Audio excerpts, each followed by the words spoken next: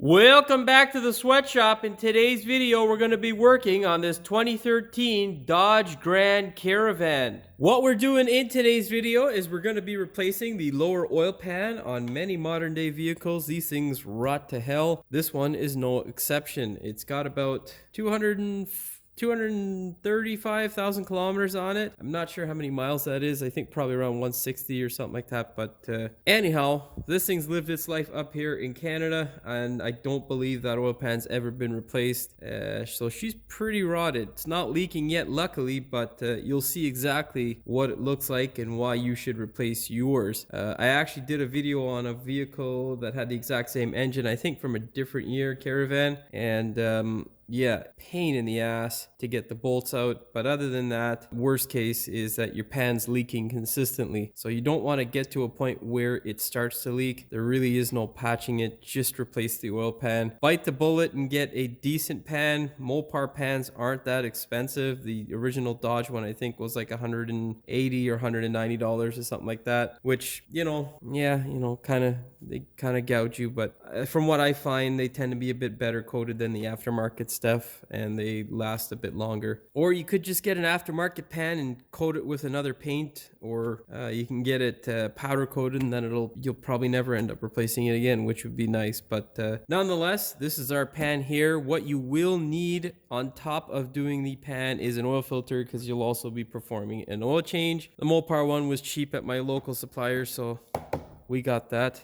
In terms of bolts, I think it's 14 that you need. Make sure you get these from Mopar or from your Dodge, Ram, or Chrysler dealer, whatever. Kind of pricey, to be honest. They were $5 and I think 30 cents a bolt or something like that. The bolts are different than what you can get, and to be honest, you don't want to get the wrong stuff, so just get the Mopar stuff. There are also two nuts, which were $6 and like 50 cents or something stupid. Don't buy those, just use generic nuts. I'm not paying $12+ for two nuts. It's stupid. You'll need an assortment of sockets. Basically, you'll need a 10 mil, a 3/8, a 9 millimeter, and 12 points as well in those sizes, because what happens is the bolts also rot and they turn into stuff that is not a 10 mil anymore. So that's your hardest part of this job, is trying to get those bolts separated without them disintegrating and breaking and leaving you in tears. Nonetheless, if you are going to do this in the driveway, two things: make sure you dispose of the oil responsibly. Don't be an idiot and dump it down the drain. Also, make sure you use jack stands if you're going to get underneath your vehicle. Do not, I repeat, do not crawl around underneath your Dodge without safety stands in place. Okay, now, full disclosure, I did my belt yesterday and left off this little piece of plastic. This guy here has a little clip up in the front on the radiator support. You got two little 10 mils there that hold it, and this guy here is just a push pin or push clip that you need to remove to get that off, and that'll get you up to speed on where I'm at. I also pulled off my engine cover a while back and haven't put it on but yet, so if you can't pull off the engine cover without watching me do it, well, maybe the oil pan's gonna be way over your head, and I wouldn't suggest you doing it. You will also need a good tube of silicone. The stuff that I recommend is the Right Stuff by Permatex. That stuff works really well, has never let me down, so that's what I suggest you use as well. With all that blah blah blah out of the way, do me a big favor, hit that subscribe button as well as the notification bell so you never miss one of my new videos. Okay, let's put this mammoth pig up in the air and I'll show you exactly what I'm talking about. Well, this is our oil pan. You can see here,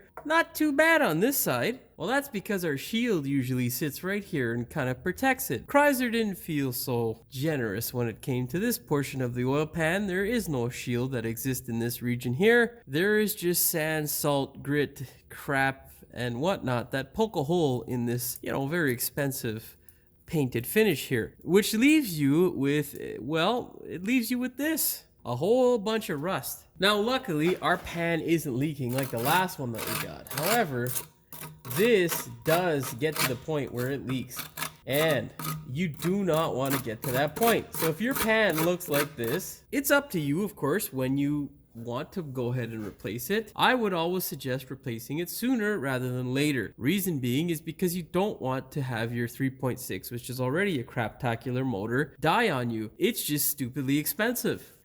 Oh, look at that. Look at that. Look at, oh yeah. Look at that. I don't know what it is. I just like breaking all this stuff off to see if it'll leak, you know? In the last one that we did, lots of leaky happened. Lots. It had a little bit of a drip, but as soon as I touched it, just those same crevices there, it started pissing everywhere. Of course, you do not want to wait till that point. What the hell was that? Of course, you don't want to wait till that point. Nonetheless, let's start getting some of these bolts out of here. Now, the key thing here is to pray to God that these bolts come off, because if they don't, it can be a real pain in the ass. For the most part, the majority of the time, they come out with a bit of a fight, but they do come out. All right. Key thing is to wiggle on the 10 mil and make sure you get it on all the way. Now, this guy here will leave intact here, just so that guy doesn't fall off. One headache.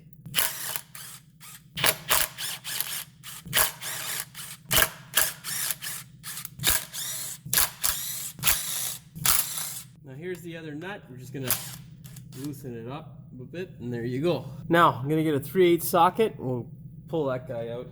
We'll do the wiggle. You do the hooky and you shake it all around. I watch a lot of kid shit nowadays because I have a daughter. Oh yeah, baby, 3/8 to the rescue. Yeah, see, the fasteners get worse as you come to the back. This side's definitely the worst. Or this little section here. The reason why is because, well, it's not protected by anything, so. But thankfully, today, looks like we're having a bit of luck. Because things are coming out. I spoke it too soon. Oh, shit. Oh, no, I got it. Good job, baby. Let's see if we can get that one there for you guys. Yes. La la la, la la la la. I don't know what it is. The Juicy Fruit jingle stuck on my fucking head. Okay. All right.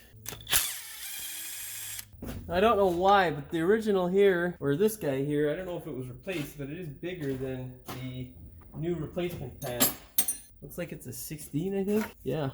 Oh yeah. Oh my god. It's a very tight. Oh my god, man. Oh, seriously fucking tight, guy. Like someone got too aggressive. Anyhow, get a big old drain bucket. Okay. You can see the drain pan there. Okay. And I just let that guy drain out. Yeah. Give this to the customer. I can use it as an extra drain bolt if they need to. You can see your oil quality is pretty decent. Not bad. Good job, Carlos. We'll let that guy drain out, and now we can get some separation tools and try to separate the pan from our wonderful engine. Now, the most important thing to remember whenever separating an oil pan is that you do not want to damage the mating surface. Of course, our pan is trash, so we can beat on this thing in order to get it to separate, but we do not want to damage the aluminum portion of the mating surface, which is the upper oil pan, because if you do, you're not going to make a good seal, which is very, very bad for one's health as well as the car's health. So what you're going to do is just get a hammer here. You're going to tap the edge just to here, just a little bit.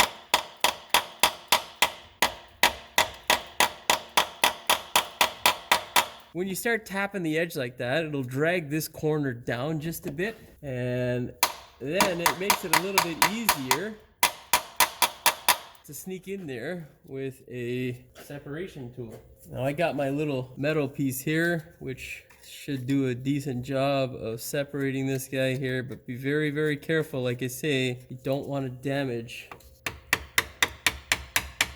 okay, the mating surface, okay?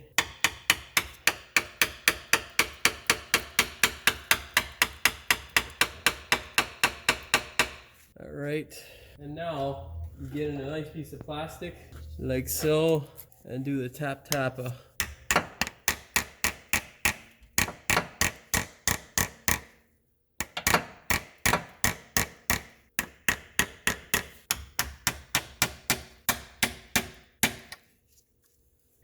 She's slowly coming apart here.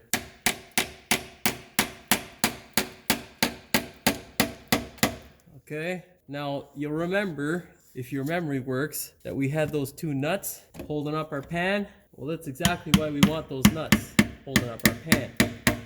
Okay, now let's get some more plastic stuff. See, that guy there used to look like that, but I smashed it a bit too hard one day, and well, it don't look like that no more. You know what I mean?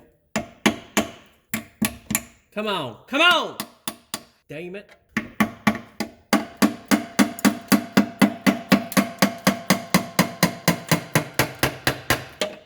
Little tap tap is good for you. Well, look, this guy here is now missing a chunk too. She's probably in the Julio pan. We gotta make sure we get that. We will inspect our drain pan.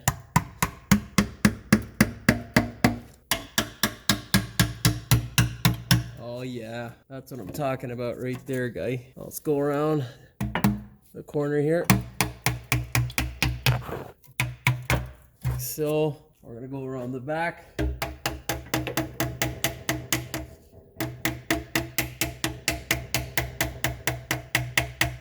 Ow. Alright, well, we got 3/4 of it separated. So now what we're gonna do is pull our bolts out. Pull the nuts out, and we should be able to drop right down. Leave your drain pan underneath because you're gonna have oil everywhere still. Okay, now just pry her down like so. What you're looking for now in the oil pan is any signs of metal or rocker arm, because that'll tell you whether you're doing more work.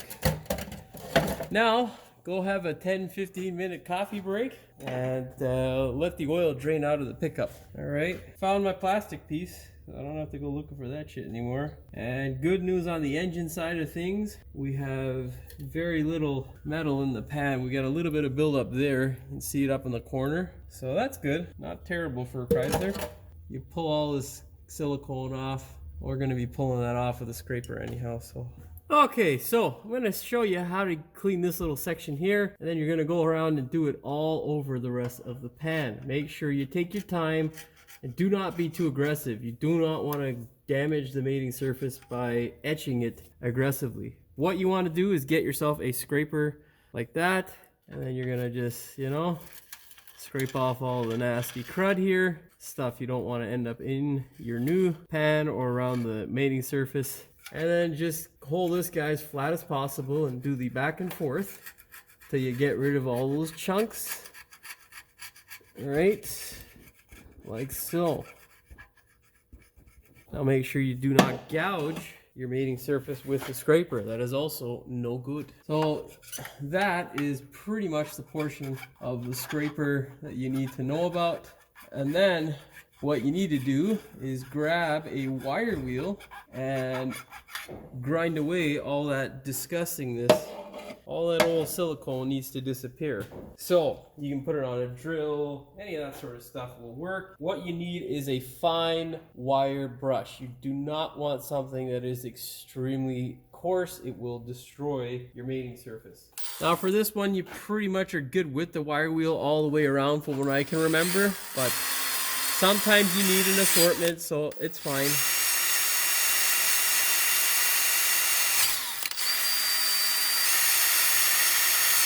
Now, we are not applying any pressure to this mating surface. All we are doing here is simply letting the wire touch or brush up slightly against the surface of the upper oil pan. Okay.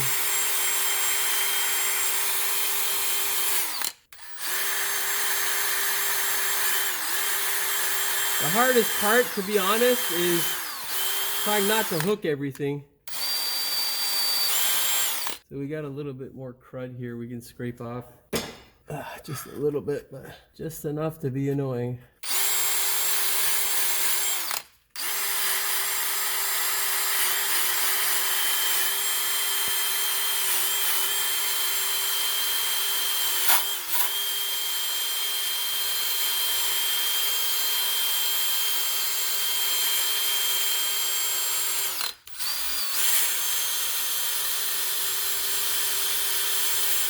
Okay, you get the point. Then what you're going to do is simply spray some brake clean on a nice microfiber cloth, and you're going to wipe off all of the crud. And then in this region here where there is any dirt that is collected from the grinding, give it a nice dose of brake clean. That way you don't have any shit collecting in your oil pan or up in your new filter. Okay, and then once you do the whole surface and you've done all that wonderfulness, you can then get prepared to put on your new pan. And I'll show you how to do that on camera. Okay, so what you're gonna do is you're gonna get this stuff here, the right stuff by Permatex. You're gonna do 3 1/8 to 1/16 lines, basically like this here. You're gonna do one on the inside, one on the outside, one on in the middle there, and you're gonna do one continuous all the way around to make sure that you get 100% seal. Now, what you need to do is work sort of quick. Make sure there is no oil on your pan surface. Make sure there is no oil before you apply the silicone. Make sure it is a nice clean surface. Wipe it down with brake clean on either side.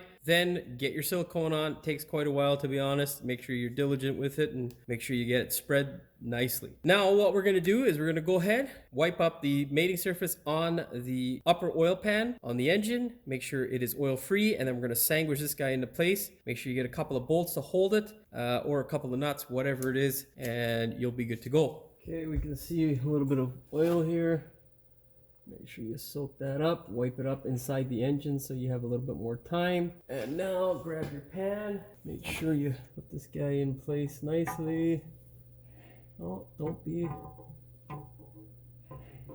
Okay, and now throw on some bolts on either side. Okay, we're not looking to cinch them down, we're just looking to thread them up by hand. Okay. Do not push on your pan too hard. You want your bolts to do the sealing action. Okay, now just snug them up. Now get your bolts and thread them up by hand, and you can run them up slowly with a gun or a speed handle. Make sure it is a low torque ugga-dugga. Do not use anything high torque. It's not a good idea. Okay.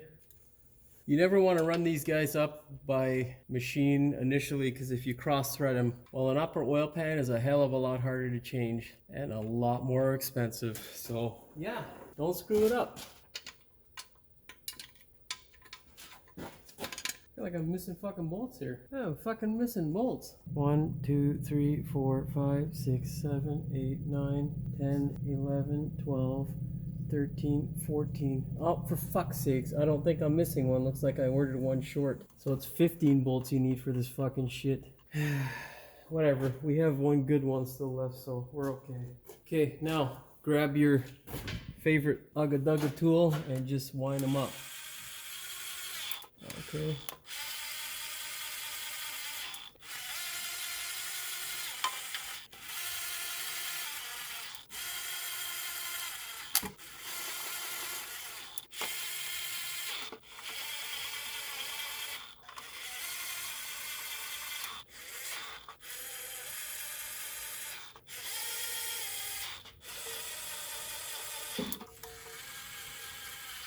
Okay, now let me go get 2 nuts and I shall be back. Alright, what you're going to do now is grab your torque wrench, set it to 8 foot-pounds or 11 newton meters. You're going to start off by torquing on either side of the nut. So you're going to torque the nut, and then you go to the right or left on the opposing side, bolt, and then you just keep doing the same thing. So you go to this bolt here, that bolt, this bolt, that bolt, back and forth like that until you make the full circle, and then you're going to do a circle check at the same amount of torque. So yeah.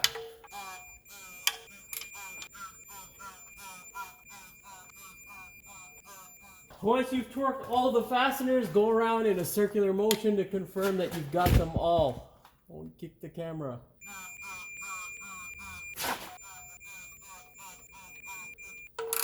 Oh, we missed one, hey? It happens. Now, we're good to go. I'm going to do another circular check. You should do the same as well, and that'll be a thumbs up for me and you at home. Okay, go ahead now and put this shield back into the car. Make sure you line it up as best you can. And punch these guys back home. It's a little clip here. Oh, fuck. Make sure you anti-seize these bolts so that they never break on you again. Because if you're a good technician, well, most times you get return business. And on top of that, you're going to be fixing stuff on the same cars because, you know, that's what generally happens. So don't give your customers crap.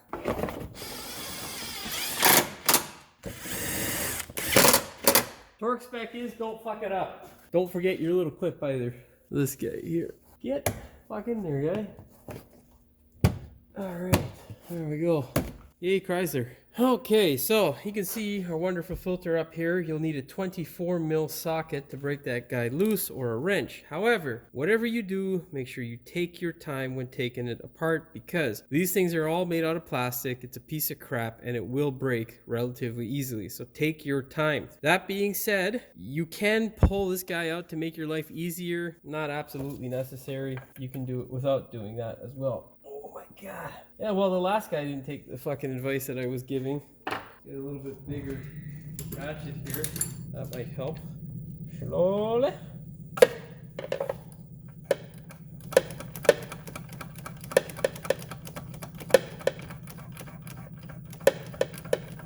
I mean, this engine's not the worst thing ever, but it ain't great. You know, it's got a lot of stupid things that really, you know, aren't great.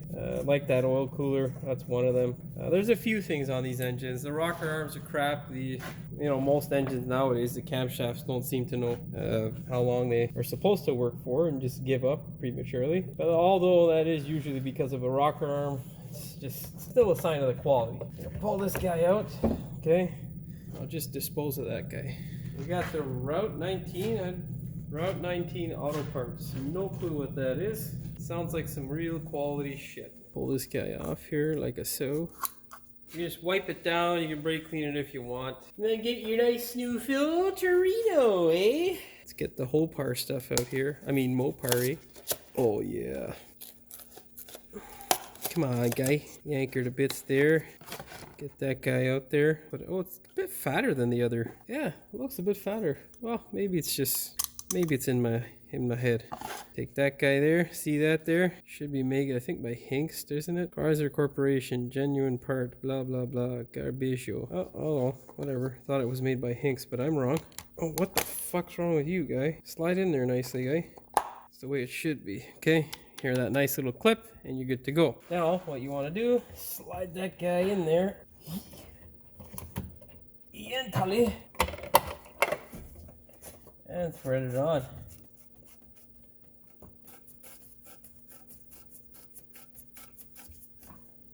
I got my grubby little hands all over it now, so I'm gonna have to wipe it up. Yeah, you know what's irritating with Chrysler is most of their shit is usually an afterthought, which is fucking really irritating, because they could have just routed the ducting on the other side. It's pretty open, but you know, why would you do that?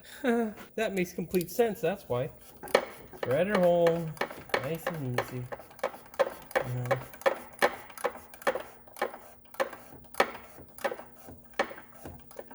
Mind you, this engine goes into pretty much all of their junk, so it's widely used. Now, torque is 25 Newton meters. Just snug it up. You don't want to be really too tight with this thing at all, because, like I say, the housing is junk, and Chrysler is... Yeah, well, they don't believe in quality. Depends on the year and the vehicle. So, although I haven't seen one of any real quality from them for quite a while, there is some stuff that they've made in the past that's decent. I can't think of it. Okay, in case you're wondering, it is 5.67 liters or 6 quarts of oil of 5W20 that this thing takes. Go ahead now, take your wonderful this thing here and shove it into place. Okay. Gentle with it. You don't want to smash the thing on, and it's one of those things you don't want to get rid of either, because it really helps with you not hearing all kinds of knocking and annoying sounds from this 3.6 liter. That's all she wrote for this one. If you've got to reset your oil light, make sure you turn the car to the on position, do not have the engine running, and then press the accelerator 3 times slowly within 10 seconds, and that will reset your oil change interval reminder. That's all she wrote for this one. Hopefully you found it entertaining as well as insightful. If you did, please like, share, and subscribe. Don't forget to hit the notification bell so you never miss one of my new videos. And as always, thanks for watching. We will see you in the next one. What we're doing in today's video is we're going to be replacing our lower oil pan. This guy here on any 3.6 liter and a lot of modern day vehicles, well, they rot to hell. This thing here is from 2013. It's about 9 years old. I don't think it's, or 11 years old. I don't think it's ever been replaced. Man, oh man. It is really rotten. What we're going to be doing in today's video is we're going to be replacing the lower oil pan on this wonderful Dodge. Not a hard job. Fuck me. Without safety. We should get the tools to do the job in front of me so I don't have to do all this stalling. Let's check that guy out there. Oh yeah. Alright. Get a cup. Start hammering these suckers off. You know what I'm saying? La la la. La la la la la. La la la la. La la la. Okay, so basically, oh, don't kick the fucking camera. Okay, so basically, for fuck's sakes, man, fucking tripod, and we're gonna clean the rest of the mating surface on either side to make sure. What the fuck, either side? What am I saying? Okay, let's take a break. My brain's fried. Where my fucking drill at, bro? Where my drill at? Where my drill at? Where the fuck are you, guy? God damn! What the fuck? Oh, for fuck's sakes, this stupid shit shut off. Man, this fucking thing, I gotta change the batteries out more than I would like. Okay, now I'm gonna do another circular check. Oh, you fucking bitch. That is all she wrote for this wonderful one. Peace! Fuck stupid. God damn! Rotten.